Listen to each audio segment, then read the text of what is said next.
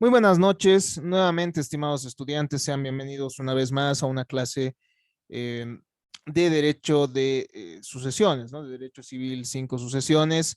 En nuestra última clase nosotros ingresábamos al análisis del patrimonio sucesorio.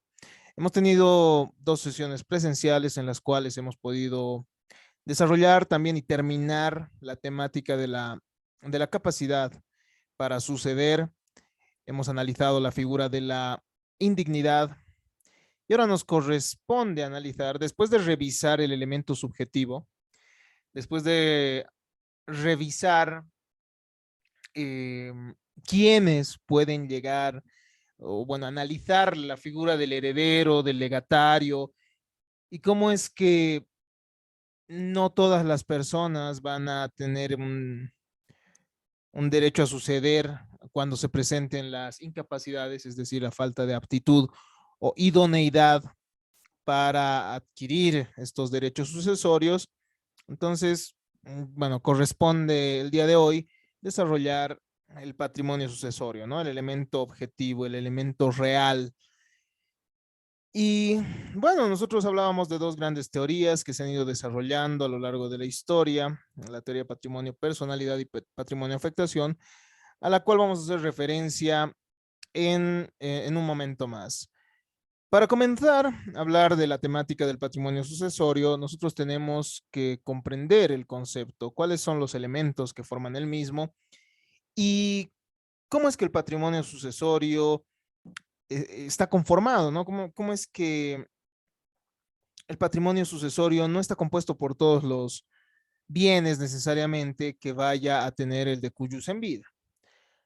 Em, no todos los bienes, ¿por qué? Porque también hay bienes que no necesariamente van a ser valuables en dinero, no van a ser transmisibles. Entonces, cuando hablamos de patrimonio sucesorio, nosotros hablamos también de herencia, de acervo hereditario, más hereditario o patrimonio sucesorio. Es el objeto de la transmisión sucesoria, ¿no? Es el objeto de la transmisión que se da en la sucesión mortis causa. Está compuesto por todos aquellos derechos y obligaciones de una persona que no se van a extinguir con la muerte. Nosotros veíamos cuando analizábamos la teoría patrimonio-personalidad que el patrimonio estaría ligado a la persona. Una vez que fallece esta persona, se transmite el patrimonio, pero no van a ser todos los bienes que forman parte del mismo los que van a ser transmisibles, ¿no? No van a ser todas las obligaciones tampoco, pues hay algunas que son personalísimas. La palabra herencia proviene del latín aherentia, que significa lo que está adherido, y a su vez viene de aherere, que significa estar fijo, estar adherido. Entonces, la herencia tiene relación también con ese concepto del patrimonio, ¿no? Que está ligado a la persona. En su concepción técnica tiene un doble significado, pues puede implicar un derecho de heredar por los sucesores, es decir, la herencia significa eso, y también puede referirse al conjunto de bienes y derechos y obligaciones que deje el causante al morir para su transmisión.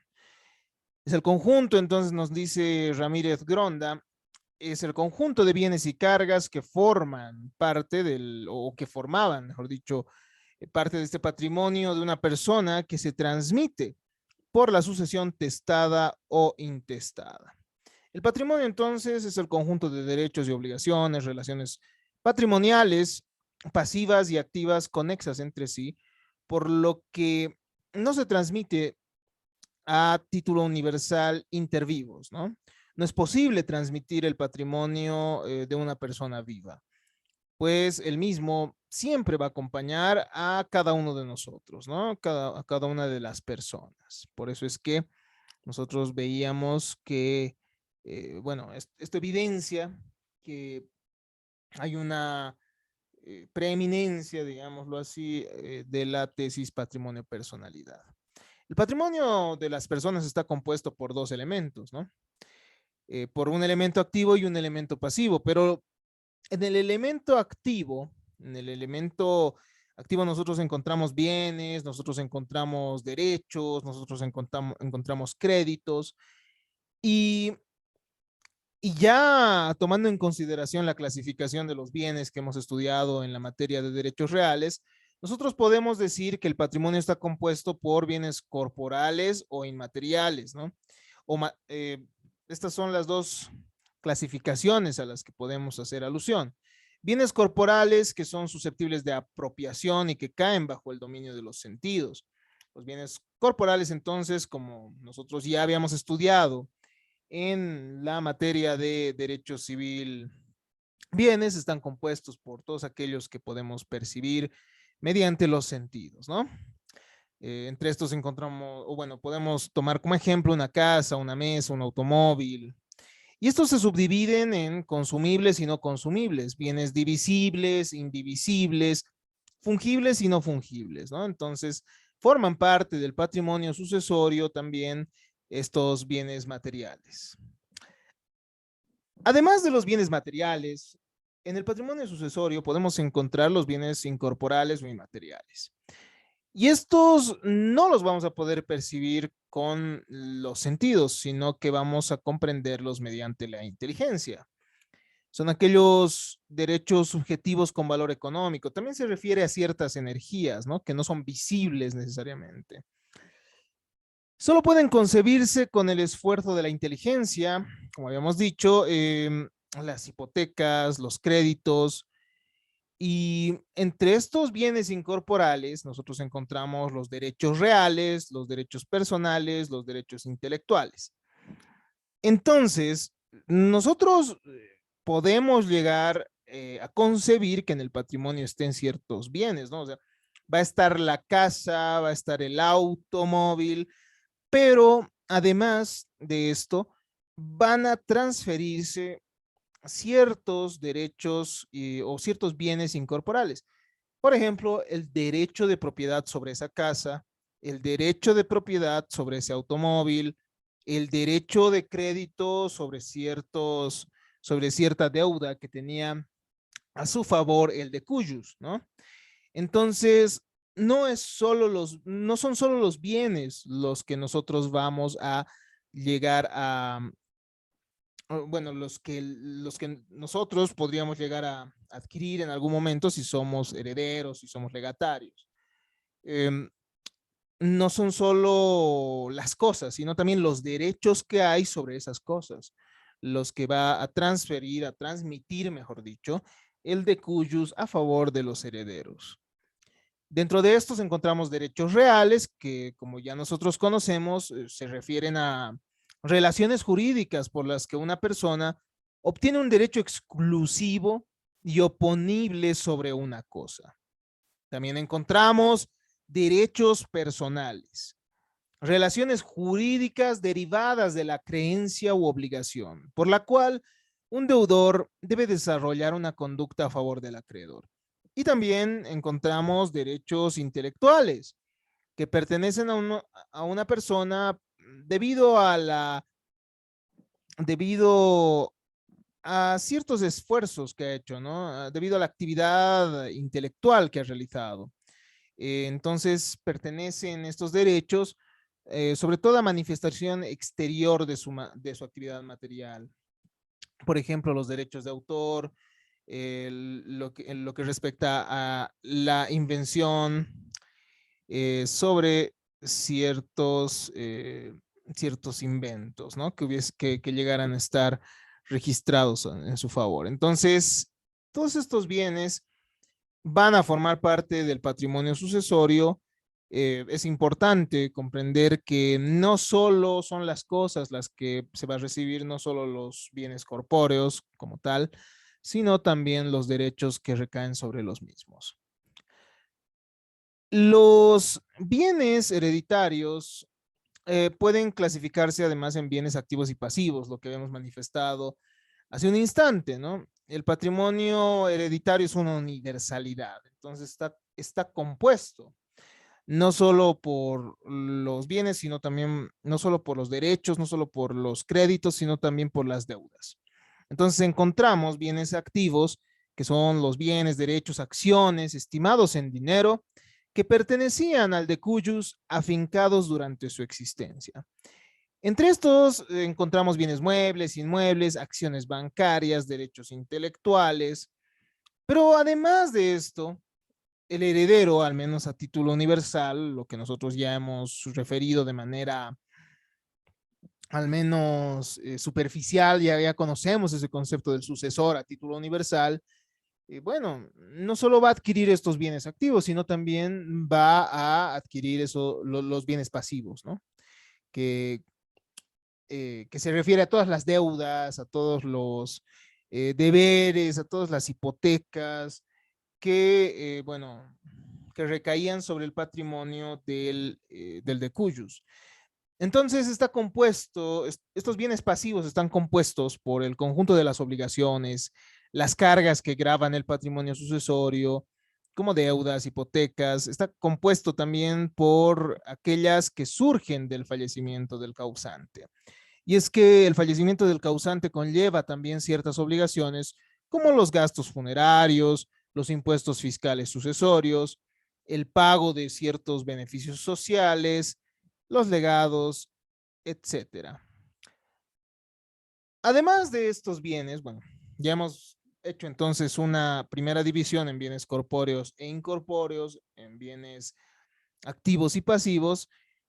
Bueno, estos bienes, estimados estudiantes, no necesariamente van a ser todos transmisibles mortis causa, ¿no?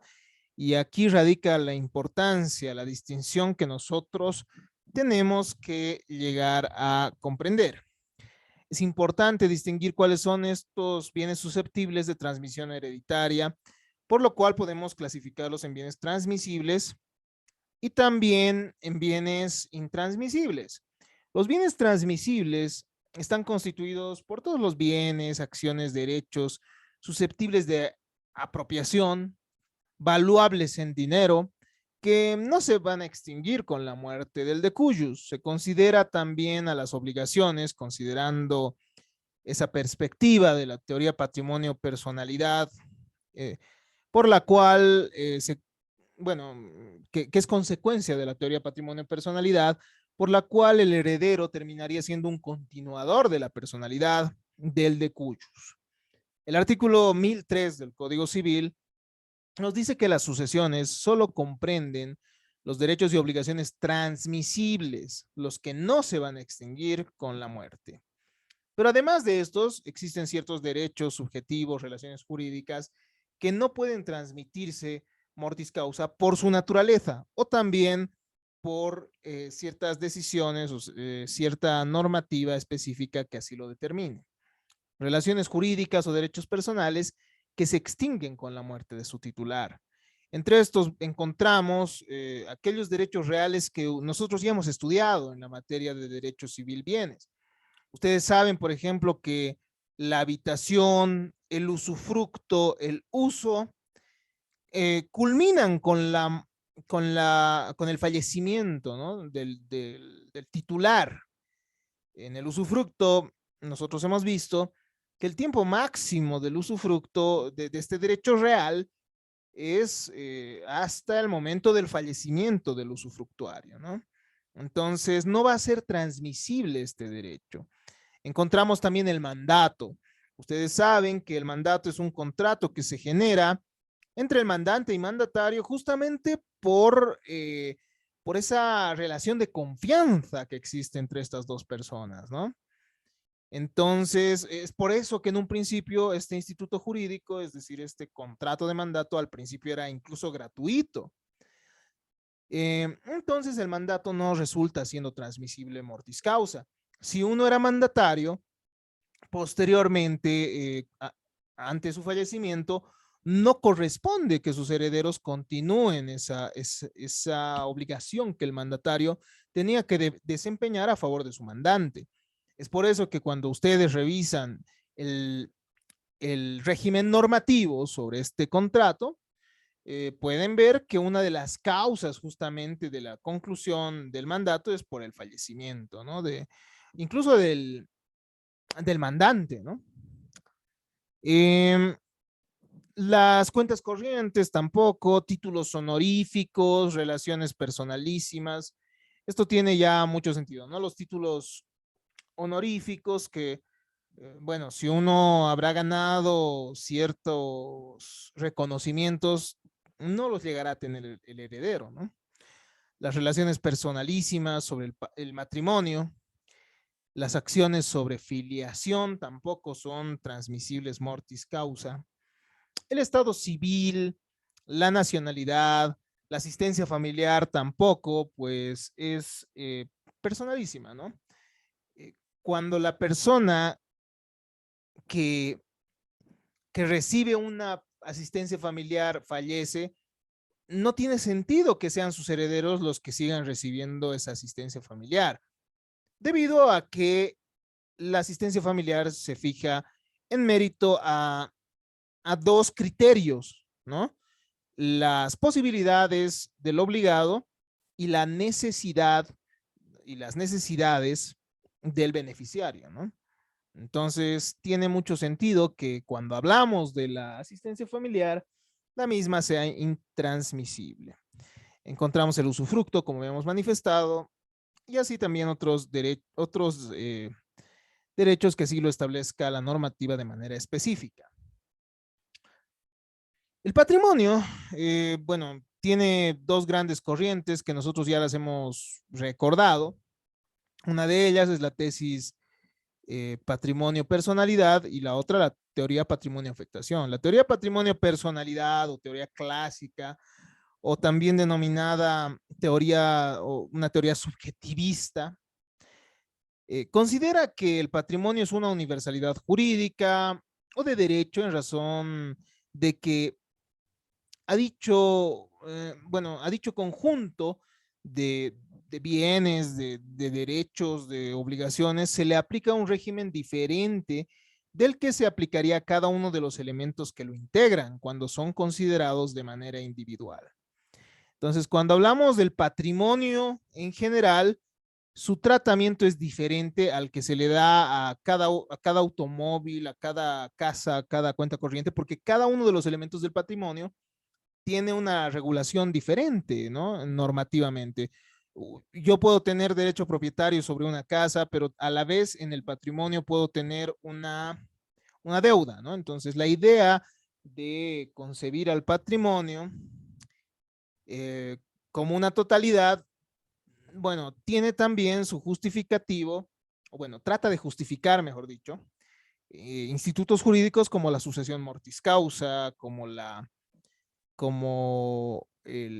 garantía general del patrimonio del deudor en lo que respecta a los acreedores quirografarios, ¿no? Según esta teoría, el patrimonio se confunde e identifica con la persona misma, al punto que se afirma que el patrimonio es una emanación de la personalidad jurídica.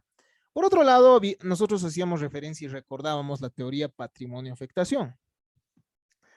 De acuerdo con la teoría patrimonio-afectación, nosotros podemos afectar ciertos bienes a ciertas finalidades, ¿no?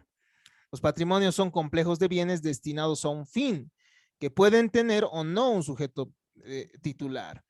Entonces, hay veces en las que nosotros podemos darle un fin al patrimonio y que el mismo ya no constituya parte del nuestro, del que está ligado a nosotros, ¿no? Un ejemplo que nosotros mencionábamos era el del patrimonio familiar, que puede llegar a constituirse por una decisión judicial, determinando que el mismo es inembargable, ¿no? Lo que busca explicar esta teoría es la existencia de masas de bienes o pequeños patrimonios que concurren en una misma persona y también los patrimonios sin sujeto. La teoría de patrimonio y personalidad tiene ciertas características que nosotros ya las hemos revisado en nuestra anterior clase, mismas que ustedes las van a tener en estas diapositivas y bueno, tendrán acceso a las mismas en cualquier momento, ya que se encuentran en el aula virtual. La, la sucesión entonces, ya comprendiendo el patrimonio sucesorio y cuáles son sus características, por qué elementos está conformada, o mejor dicho, sí, por qué elementos está conformado, puede darse de diferentes maneras, ¿no? Esta sucesión puede ser a título universal o a título particular. Esto ya lo hemos adelantado, así que vamos a ir refiriendo un poco más, precisando un poco más estos conceptos de la sucesión a título particular y a título universal. La sucesión mortis causa es la forma más amplia de transmisión patrimonial. Y esto es cierto porque no hay otra forma inter vivos mediante la cual uno pueda transmitir, mejor dicho, transmitir incluso las relaciones pasivas, es decir, toda esa universalidad. Es uno de los modos de adquirir la propiedad y esto nosotros lo estudiábamos justamente cuando nos tocó analizar los modos de adquirir la propiedad, ¿no? Nosotros veíamos que hay modos originarios y derivativos. Entre los modos originarios nosotros hacíamos referencia a la usucapión, la accesión, la ocupación. Pero cuando hablábamos de modos derivativos de adquirir la propiedad, nosotros decíamos que los mismos son los efectos de los contratos, la posesión de buena fe, y encontrábamos también entre estas formas de adquirir la propiedad a la sucesión mortis causa. Entonces, cuando se da la sucesión a título universal o a título particular, estamos efectivamente ante un modo de adquirir la propiedad. Porque, bueno, como nosotros ya hemos visto, el heredero o el legatario va a adquirir derecho propietario sobre los bienes que le pertenecían al decujus o al causante. Entre las clases de sucesiones, nosotros encontramos la sucesión a título universal, que nosotros ya la conocemos muy bien, que abarca la totalidad de los bienes patrimoniales. Nosotros ya hemos dejado muy claro que este tipo de herederos, que este tipo de, o bueno, los causavientes que forman parte de esta sucesión, van a recibir no solo los bienes, sino también las obligaciones a las que estaba constreñido el causante, ¿no? Entonces abarca la totalidad de los bienes patrimoniales afincados por el decujus o en una alícuota al menos. En una alícuota se refiere a que le corresponde una porción, ¿no? Una parte de ese patrimonio sucesorio, pero que termina siendo indivisible hasta que se dé el momento de la división y partición, que también lo estudiaremos en esta materia. La sucesión también puede darse a título particular o a título singular. Y esto comprende la transmisión solo de una parte del conjunto patrimonial del causante, determinado en su especie y su género. El causante, como nosotros habíamos visto, tiene una porción de libre disposición, ¿no? Es decir, siempre va a haber la posibilidad de que el mismo disponga de los bienes que forman parte de su acervo, de su patrimonio.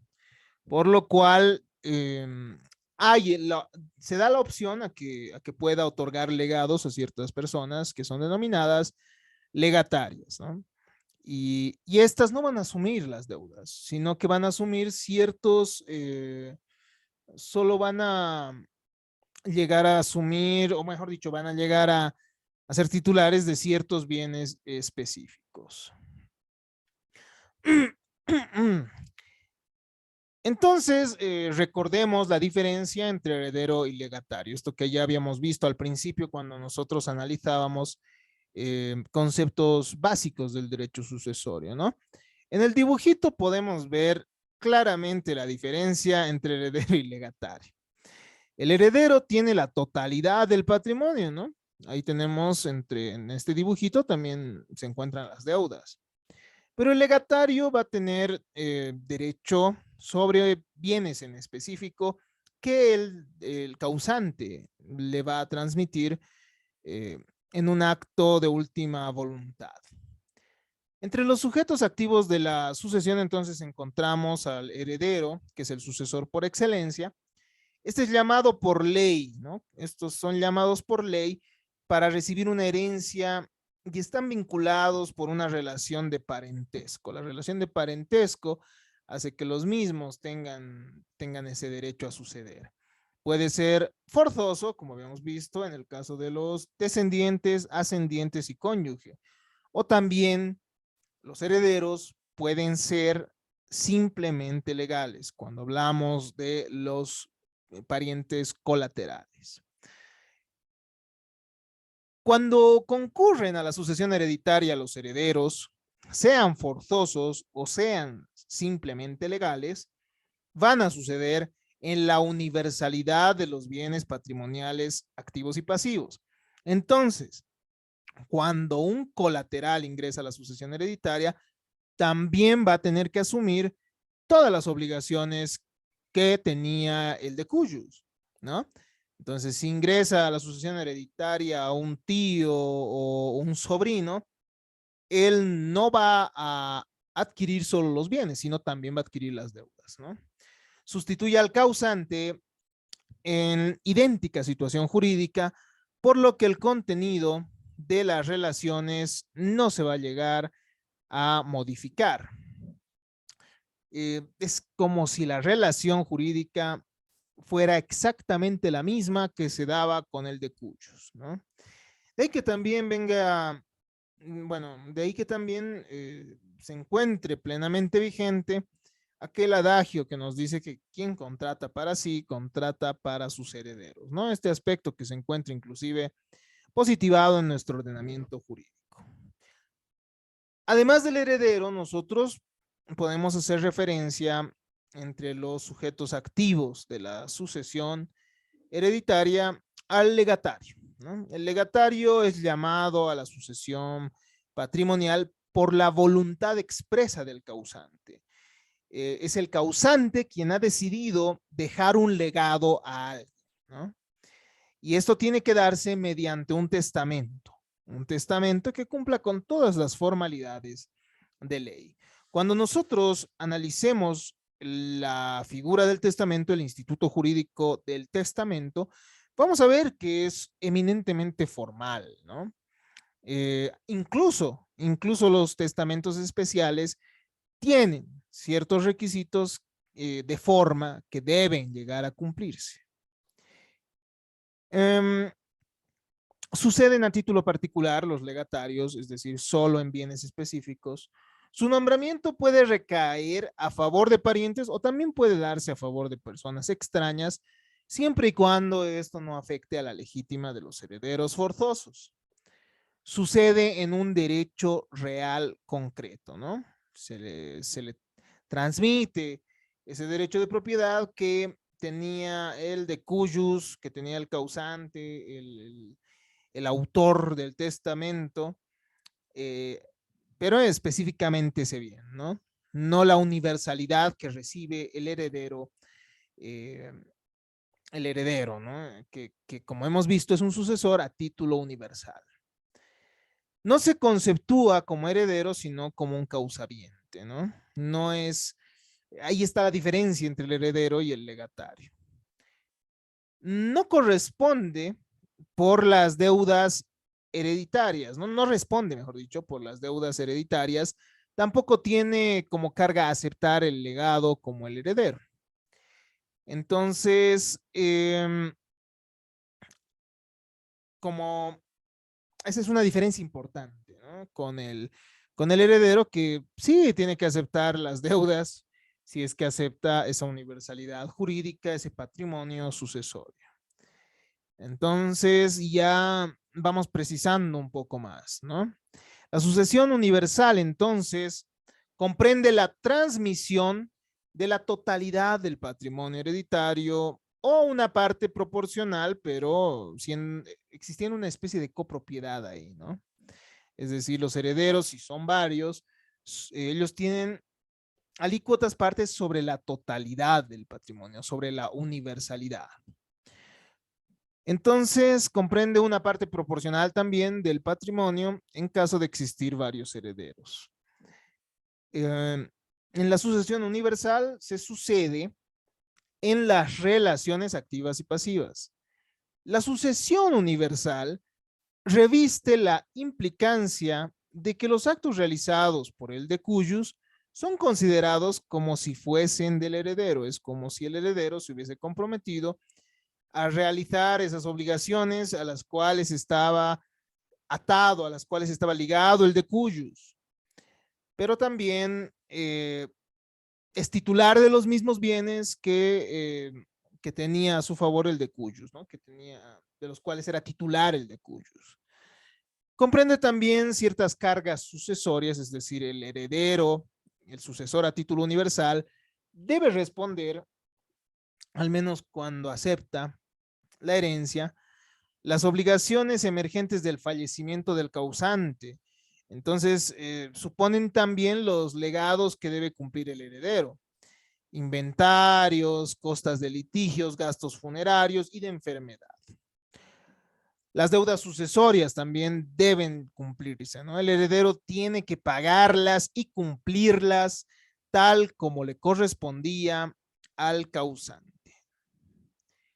Ya para ir finalizando con esta temática, hablemos de la sucesión a título particular. La sucesión a título particular es el acto por el cual se transmite un objeto particular o un simple derecho o un conjunto de derechos sobre objetos materiales o inmateriales concretos, ¿no? Y esta sucesión a título particular puede darse mediante una donación también, porque hemos visto que las donaciones pueden llegar a afectar a la legítima, la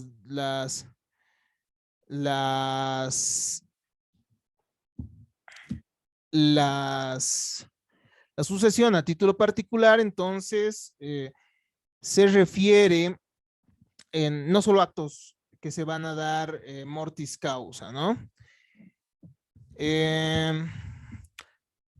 La sucesión a título particular, además, constituye la forma, va a constituir ciertos derechos reales. Las características de esta sucesión a título particular son que el legatario no responde de las cargas ni deudas hereditarias, porque no tiene representación hereditaria, ¿no? Adquiere el legado sin necesidad de aceptación y no está obligado a la colación de los bienes.